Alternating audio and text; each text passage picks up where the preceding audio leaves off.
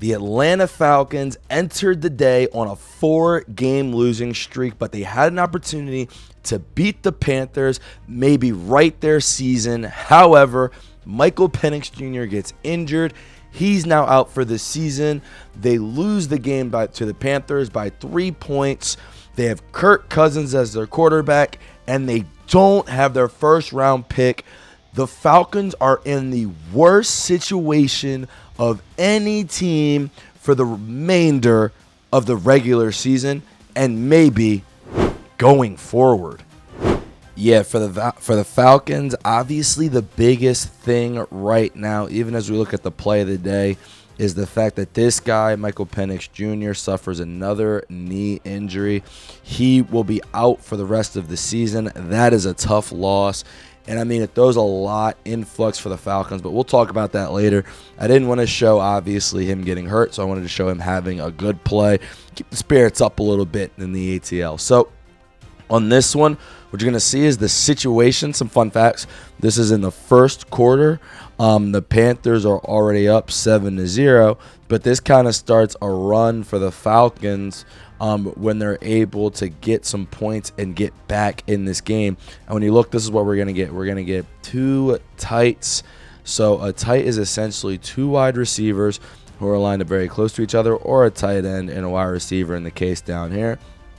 And what you want to get with these tights is they do a couple of things. They identify what the cornerbacks are doing, what the defense is.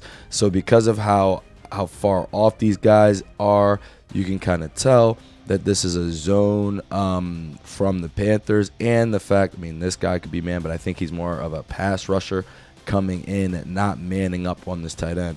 So you get the clear identification of a zone. The other thing that you're going to get right here is you're going to get a little run action here with Bijan.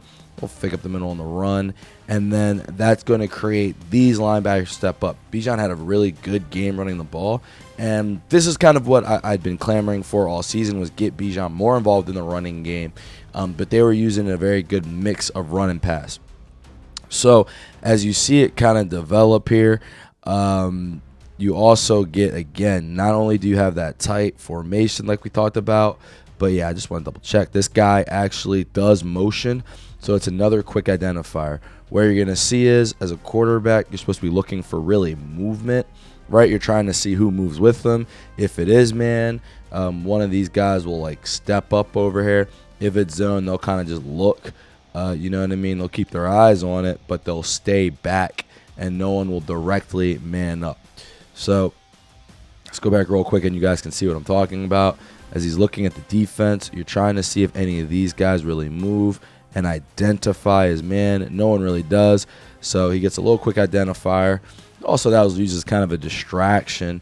And this is what you see, right off of that play fake. So we'll go back to the play fake, and I want you guys to just look right here. This is where you want that disruption to be. Those guys step up, then they get caught. And now, look, you have a little path here. Drake London running back here. These linebackers got caught up. They're in a scramble drill, right? They went up. Now they got to go back. Now they got to retreat. Now they got to somehow try to get back here to London. I actually think they do a pretty good job on this play, right, of getting back. But Penix, he's already ready to rear back and throw the ball. And, yeah, I mean, once he lets that thing go, that's just a great pass. It's a really great pass. Drake London, you see, I mean, there's guys all around them, but the high point of the pass, you can see, like, my man is in midair right here, Drake London.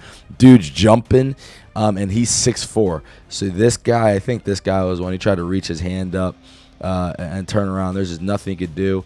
Penix actually a little bit of pressure even on this play. Still manages to get off. That's just an elite play. And Drake London, by the way, for those who don't watch, Drake London is one of the best players that I see at the wide receiver. When he plays, he's one of the best receivers in the league. I mean, it's just impossible to stop him from catching these jump balls.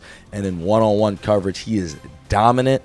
So just another day in the park for London. And what a great, really, throw and catch. I mean, you see he lands there. There's 3 guys tracking him down. Just incredible stuff there out of London and the Falcons. And what I really want you guys to see You actually get to see a better look from this next angle. Well, you get to see a couple things. Obviously, you can see these linebackers, them move up. There's one also over here. You know what I mean? That comes into the picture, this play fake. But then what you get to see is like how tight of a throw this actually is. So as we run it, right, not only are you going to see, and obviously this little fake, it does get this guy to move, I will say. It gets him to just jump sideways. He's just trying to pay attention to a lot of crap going on. And then he's got to worry about, well, is Bijan going to run this at me? No, he's not. Oh, man. Now he's off of a step to go back. You know what I mean? Now this is Rosenblum, I believe. He's trying to go back. Penix rolling this way. It's actually incredible because he rolls this way and then has to throw it back over here. That's a tight pass. And when you see exactly where he puts this, John, I mean, yeah, that's big time right there. You know, that's in coverage. It's tight. These guys are about, 5 yards off. They do have to turn around. High point pass. We like that. You don't want to throw it too close to these guys to where they can deflect it. Instead, you get it up in the air. And that was just a big time throw there from Penix and a big catch from Drake London. What is up, Falcons fans and fans of the NFL? Welcome to the Lumia Sports Podcast. Check out our channel. Watch some of our videos. We post up videos every day, and we're going to get a lot more coming at you guys as the week goes on. Check out our lives as well. We do previews every single week. Me and Tony L. Tigre will be back at it this week, hopefully. And our playlist where we break down every single team. So Falcons fans, check out your pod. If you are a fan of another team, check out your playlist. Please throw us a sub or a like. We really appreciate it. Throw us a comment. I do respond. It might take me some days when I'm doing these videos, but excited to talk to you guys. Shout out everyone who's watching. Now back to the episode.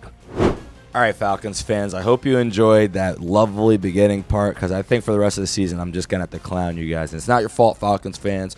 You guys swag surf. You come out. You respect this team. When you guys went to the Super Bowl, like the crowd was into it. You showed a love for the team I didn't know that the South could have for an NFL franchise. Not even an offensive thing.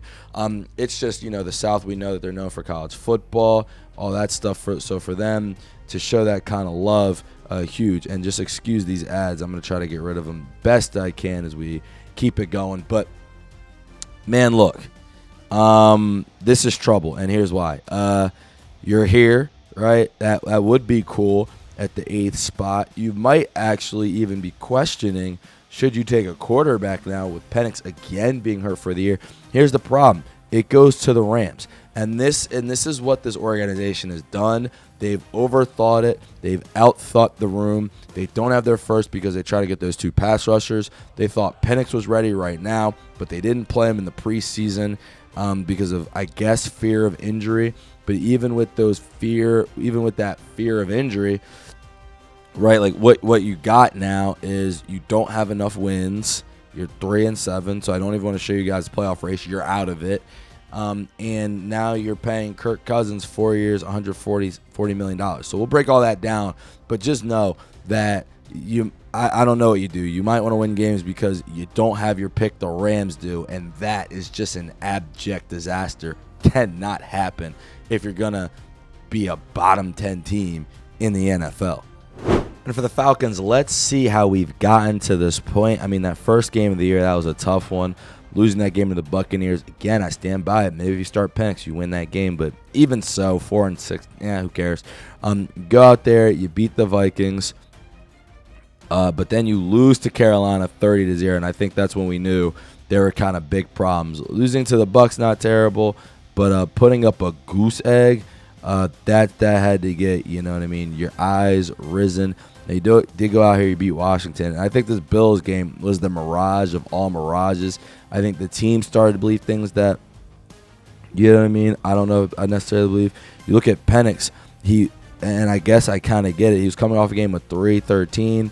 Bye week, you think you fixed some stuff. And now 250, even though if you watch the game, you remember Bijan's big touchdown run, and they were actually controlling the ball on the through the air, and then they decided, hey, we're going to let Penix throw it again. You see Bijan's numbers go down from 170 here to 40. They just stopped running the ball, and that's just when the disaster struck. And now he's hurt, you know what I mean? So that's not his fault. You even get a Kirk Cousins game in there. But yeah, I mean, that loss to San Francisco, that's just bad culture. And then this Miami loss with Kirk Cousins. I think right after that I wrote that this was a franchise loss, right? Because, again, against the Patriots, these last three are fight. 2 overtime games, that's tough, and a Patriots loss. Losing to Miami by 20 can't happen, especially because the whole goal was for you to have 2 quarterbacks, right, to have a backup for Cousins, really. That was the excuse for why you paid him all that money. But instead, he goes out there and he loses you a game to Miami, and it just hasn't been the same since then. And now with Penix out, I mean, we can look at the rest of the schedule. But just this, I mean, would he, I guess, go out and win these games? Who cares? So that the pick isn't worse. You got the Saints and the Jets, but I don't know if you can win these games with Kirk Cousins. I'm not going to lie to you. I know you're not winning these games with him. I know you're not winning this one. I would hard pressed to see you win this one, and I guess we'll see with these New Orleans games. But Stroud is a better quarterback than Kirk Cousins right now. Now, do you have more talent? Yes. They also don't have Drake London. So I'm sorry, Falcons fans, that it's come to this. This is tough. This is a rough spot for you to be in as a fan base, and I just gotta say, like, yeah, it doesn't get much worse than what the GM, coach, the entire staff is about to put you through for these till next football season, really. All right, here we go in our segment that we love, comment of the week. We scour our comments and we give you the best one that we scour the comments and we give you the best one that we've seen all week. This one comes from X Trim Reaper, and it is Go Lions. Woo! They didn't play the Lions. Haven't played the Lions. And Lions fans are infiltrating Falcons videos. It's all bad for the Falcons right now. I mean, this is awful. And the thing is Penix, one of the questions everyone had, it was a very popular question. Can he stay healthy? The answer is no, unfortunately. There was a Twitter stat that I saw that he has missed now 5 of his last 8 seasons from college to the pros have ended with injuries. He's been hurt already this year multiple times. I think he was hurt I don't remember if he was hurt last year at all, but he only played toward the very end of the season. And that's a bummer because you picked him 8th overall. Now, the only guy I think you picked him over in that draft was Bo Nix. You know what I mean? Bo Nix is better than Penix for sure right now.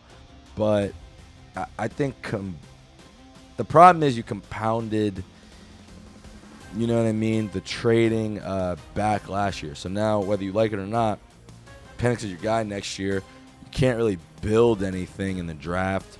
You do have a pass rush that's pretty good, but it's awful. And now for the rest of the year, you watch Kirk Cousins play football, and that Kirk contract is crazy. 4 years, $140 million. That's what they gave him. For the next 2 years, after this season, he's getting paid $90 million, and you have an out. But the out would mean that you would have $35 million in dead cap space. So $35 million that you can't use toward your cap, just to tell Kirk Cousins to go away, go to that, forget the restaurant he likes, but go ahead with NFL Films and have a good time. Because, I mean, I can't even talk about the game. Like, everything that just happened there is just awful. I mean, yeah, they lost the lead. The pass defense was ripped up by Bryce Young. Offensively, they looked pretty good, obviously, till your quarterback gets hurt. But that's the main thing, right? Like, they actually started – I am frustrated. They actually started running the ball this game. Bijan had 100 yards. Wondering where that's been the last couple of weeks. They decided to do it this week. And now I am worried about Bijan because now they're just going to try to run him into the ground when they could have just been, you know what I mean, using both this whole season. and at least had a better record. They should not be 3-7. There's way too much talent to be 3-7. But the problem is, Raheem Morris is only his second year. You keep running over coaches. The GM or the higher ups with the franchise are pretty much in control. Arthur Blank is just letting him do whatever they want to do. And I'm gonna be honest, I don't know what else. I don't think this could get worse for a team than 3-7 and not having your draft pick and not getting to see your young quarterback develop. Shoot, even Drake London's out.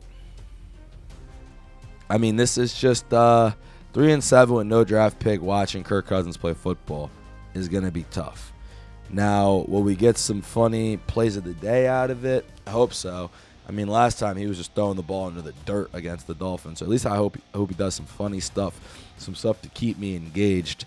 But I feel for you guys. I really feel for you guys in Atlanta because I don't blame you. I wouldn't blame you at all if maybe you give it one more week. But if after one more week, you don't, or one more loss, that's it. You get to 8 losses, you don't watch this team again for the rest of the year. I will, right? Try to make it my job here. But if you guys don't, I wouldn't blame you because we know what we're going to get with Kirk, right? He was cool on the game tying drive to get the field goal. And then guess what happened? And then overtime hit. And, I mean, honestly, we saw Penix do it last week against the Colts. But 3 and out, game over because now all you need is a field goal. It's tough out there for the Falcons, man. Yeah, there's just no bright spots out of this game. Your pass defense, which was ranked 6th coming in, led up 450 yards to Bryce Young. Now you're watching Bryce Young maybe take off as he tries to go to the playoffs, and your young quarterback is on the sideline. And now even for next year, I think this is the one thing Penix couldn't have. Like, okay, if you struggle toward the end of the year, all right, fine. But him being hurt and unavailable now, you got to look at other options. The problem is you've spent so much capital already getting that position right that for you to not have it right is insane. And then for you to not have your first round pick, like, this is malpractice. Can't not have your first round pick if you're at 3-17. Like, there's no trading. Yeah, trading back up into the first round was always wild. It wasn't that strong of a draft. And now you're paying the price. Like, I forget the guy. They either got Pierce or Walker. Those guys have been cool, but that pick right now could definitely help out. So I don't know, man. We'll see what the Falcons do going forward. We'll see if they fight against the Saints. I would like to tell you I'm interested. I'll watch. I'm more interested in the Saints' point of view and Tyler Stroud. 37-year-old quarterbacks don't really get my gears going. Only time they did was Flacco, and that might no longer be the case. I have to finish watching Bengals Steelers, but yeah, man. I don't even know. I don't even know if anyone should get fired for that. Maybe the GM, but tough situation.